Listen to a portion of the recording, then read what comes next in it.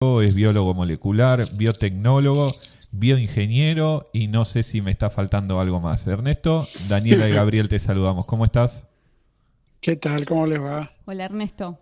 ¿Qué Buenas, tal? buenas noches ya para nosotros, buenas tardes todavía para vos, ¿verdad?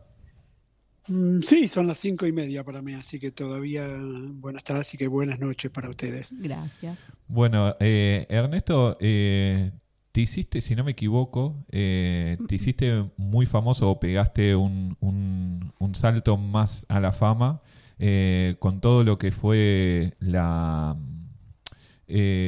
ay, se me fue el nombre. Eh, ay, Te, ¿La te- pandemia? sí, la pandemia, ahí está, ahí está. que te quería tirar el salvataje. Sí, me nublé totalmente. Pero bueno, Mirá que hay que olvidarse de la pandemia, ¿eh? uy, las ganas, Está ¿no? bloqueado. Las ganas. Claro, Todo, exactamente. todo lo que nos trajo la pandemia. Y te Claro. quería consultar, empezar consultando por eso, si crees que fue un componente para que esta gente que hoy está al poder, bueno, esté donde está y que esté tomando las decisiones que está tomando. Bueno, en la Argentina posiblemente, ¿no? Bueno, hay entre la cierta clase política y algunos medios, el uso de la pandemia para mal, digamos, bueno, que terminó en esta clase de políticos como Milei y su banda, digamos, Mm. que sí es por ahí, tiene que ver, es un desprendimiento de todo lo que ocurrió en la pandemia. Para serte sincero, en el mundo eso no existe, ¿no? En Estados Unidos, donde fue un trauma bastante parecido, donde hubo un gobierno como el de Trump Sí. durante la pandemia no solo no fue tema de las elecciones, sino que esencialmente no es tema. Nadie va a hablar políticamente o de lo que está ocurriendo con la salud pública, con la ciencia en Estados Unidos en relación a la pandemia. Es verdad que el gobierno de Trump tiene un cierto revanchismo con todo lo que ocurrió con pandemia. El Trump le echa la culpa a la pandemia de haber perdido la reelección del 2020. Así que todo lo que tenga que ver con la pandemia lo odia fuertemente y entre otras cosas, por ejemplo, anuló, una de las primeras cosas que hizo fue anular un montón de subsidios de ciencia para todo lo que tuviera que ver con COVID. Bueno, Sí. ya sea prevención, vacunas, estudios, todo lo que tiene que ver con COVID lo anuló. ¿Por qué? Bueno, en parte por este revanchismo, esta idea de que el COVID, de que el COVID no tiene esta paradoja, Trump, el hecho de que por lo que ocurrió con la pandemia y las medidas que hubo que tomar, la gente se quedó en sus casas, la gente consumió, salió menos a consumir. Trump le echa la culpa a los problemas económicos que le hicieron perder la elección a la pandemia, con lo cual reconoce que la pandemia fue un problema serio. Por otro lado, te dice constantemente que la pandemia no debió haber sido tan grave, y después le echa la culpa a China, ¿no? Claro. Por supuesto, aprovecha para el uso político y geopolítico de la pandemia. En la Mm. Argentina, cada tanto escucho a alguien que dice, bueno, lo que ocurrió, hay una revisión de lo que se hizo en pandemia en la Argentina que tiene que ver con el ascenso de este gobierno de ultraderecha y la crítica, en gran parte legítima, pero no en COVID, al gobierno de Alberto Fernández.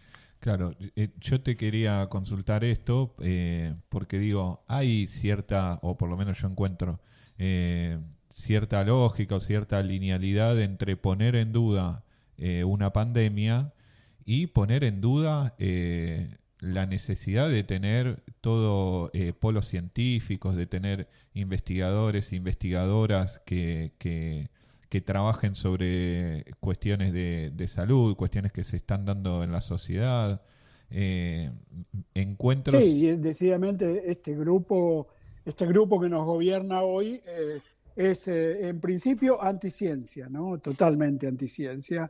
El COVID es parte de lo mismo, pero es un grupo de gente que y también voy a usar la palabra revanchismo, entre revanchismo a la intelectualidad e ignorancia completa de cómo funciona el mundo, mucho más el mundo científico o para qué sirve la ciencia. Entre esas dos cosas, entre el revanchismo político y la ignorancia, este descalabro que están haciendo de destrucción de la ciencia se acompaña, claro, con el negacionismo de la pandemia. Ahora, ayer esta declaración del ministro de Salud de que las vacunas no fueron controladas debidamente, es de vuelta un hecho tan ignorante, ¿no? Tan brutamente ignorante que uno ya ni sabe para dónde mirar, ¿no? Porque no dejan de sorprendernos y al mismo tiempo ya no nos sorprenden más. Ernesto, vos hablas de revanchismo y bueno, estas decisiones que toma el gobierno y obviamente van dejando secuelas. En este caso también hay, son cuestiones económicas, hay recorte de presupuesto, recortes de recursos, de becas. ¿Cuál es la situación, sabes, actual del CONICET? ¿Qué está pasando? Como para ampliar un poco más el tema. Sí, bueno, la palabra que se está usando estos días es muy apropiada y es trágica, ¿no? Que se habla de cientificidio, ¿no? Sí. Esta destrucción metódica y violenta de eliminación de recursos humanos, completa eliminación del presupuesto, eliminación de recursos humanos vía la catástrofe de reducir los salarios de los científicos, o sea, por la inflación, no subirlos en el equivalente, es el equivalente a perder un 40% del salario. Eso necesariamente arroja a mucha gente a tener que salirse del sistema, es imposible. Claro. Entre que tu salario es de miseria y que no te dan dinero para trabajar en ciencia, la ciencia no es barata, No. La ciencia requiere infraestructura. Bueno, entre esas cosas lo que están haciendo, y ya tenemos ejemplos de miles de gente que se va, gente que deja de trabajar en el sector público de ciencia, Sí. o sea, gente que se va del país, gente que se va a otros trabajos. ¿Cuál es el peligro? Porque la ciencia argentina ha sufrido durante mucho tiempo, ¿no? En la Argentina Sí. ha tenido vaivenes políticos con los distintos gobiernos políticos, algunas veces mejor, otras veces peor. Lo que nunca ha ocurrido es esta situación actual esta situación trágica de destrucción de la ciencia, esto que va en camino a la destrucción de la ciencia. Sí. Y lo trágico es que, como decía, en otros gobiernos ha habido menos recursos, se permitieron más ingresos a la carrera del investigador, se otorgaron más subsidios o menos, pero no se destruyó. La destrucción lo que lleva consigo es la dificultad de eventualmente reconstruir, porque cuando te bajan el presupuesto en el gobierno de Macri, bueno, es lamentable, es triste, es también trágico, Sí. pero es reversible en general. Viene un gobierno después que dice, bueno, en lugar de como Macri gastar solamente el 0,2% del PBI en ciencia, voy a gastar el 1% y vamos a construir una Argentina que le dé a la ciencia el lugar que las sociedades modernas le dan a la ciencia. Bueno, cuando lo destruís tiene el agregado de que al destruirlo no es tan fácil volver a armar, porque dilapidar recursos humanos, la formación de recursos humanos lleva mucho tiempo, no solo lleva mucho tiempo por persona, lleva mucho tiempo de cadena de traspaso de formación de profesionales. Es decir, un científico de renombre o no de renombre, un científico bueno argentino hoy tiene 3, 4, 5 estudiantes trabajando con él o con ella. Esos son los próximos jefes de laboratorio del futuro, claro, que van formando más gente, Bueno, si el que hoy está a cargo del laboratorio se va, si la que hoy está a cargo del laboratorio se va al exterior, bueno, hay 5 personas que quedan o huérfanas o 5 personas que no están en el sector universitario. Es decir, es una cadena de pérdida de profesionales, tanto sea de los que se van como los que dejamos de formar. Volver a armar eso es muy difícil. Los países que quieren armar ciencia han tenido que invertir mucho y la mayoría no puede. Si vos vas a Latinoamérica, los países que no tienen ciencia y que alguna vez quisieron más o menos, Uruguay, curiosamente tenés el caso de Bukele en El Salvador, que cuando asumió, una de las primeras cosas que dijo es: voy a traer científicos del mundo a venir a El Salvador. Por supuesto no ocurrió, El Salvador no está en condiciones, como país pequeño que es y pobre, no está en condiciones de armar ciencia, o sea, no va a ocurrir, pero lo primero que dijo es que quería hacerlo. Bueno, ahora en la Argentina tenemos un sistema y una infraestructura armada para sostener o mejorar el sistema científico como le gustaría a a cientos de países del mundo, y tenemos un gobierno que dice que su plan es destruirla. Y además... Trágico. Es trágico y además repitiendo un discurso que es totalmente falaz, porque te leo a vos en la red social X respondiendo a Agustín Echevarne, que dice: el CONICET creció 3 veces y media, pero produce 0,05 patentes por investigador. Se llenó de militancia y papers inútiles. ¿Qué pensás? Sí, bueno, esta gente, esta persona es uno de ellos, trafican con mentiras, con datos sacados de la nada. Todo lo que hicieron en ese informe, no me acuerdo cómo se llama la organización, Libertad y Progreso. Libertad y Progreso. Bueno, es una chantada total. Hasta el número que da, si vos haces los números de la cantidad de científicos que tiene el sistema, uno de los sistemas más extensos e importantes de la ciencia de Estados Unidos, que es el sistema de universidades de California.